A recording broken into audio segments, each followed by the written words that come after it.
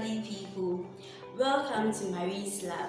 In today's episode, we'll be discussing the blood bank and serology department, which is our very last department we will be talking about. So blood bank is a place where blood is collected, processed and stored before it is issued for transfusions, whereas serology department tests serum to detect antibodies and antigens in the blood, which can indicate the presence of bacteria, viruses and other organisms. But before I continue, let me chip in this. Kindly visit the laboratory and test your hemoglobin level. If it is high, please pass through the blood bank department and donate a blood to save a life. Now, let's look at some of the tests that are being carried out in the blood bank and serology department.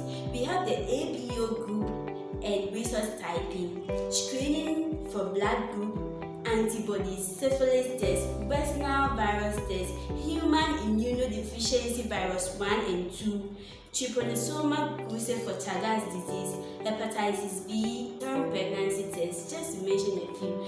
Now let's see some of the test tubes that are being used in the blood bank and serology department. We have the ethylene diamine tetraacetic acid, which is the EDTA, and the plain tube. I hope this episode has been very impactful and you would like the next person to benefit. Kindly like, comment, subscribe and share as we make an impact. See you in my next video. Bye bye.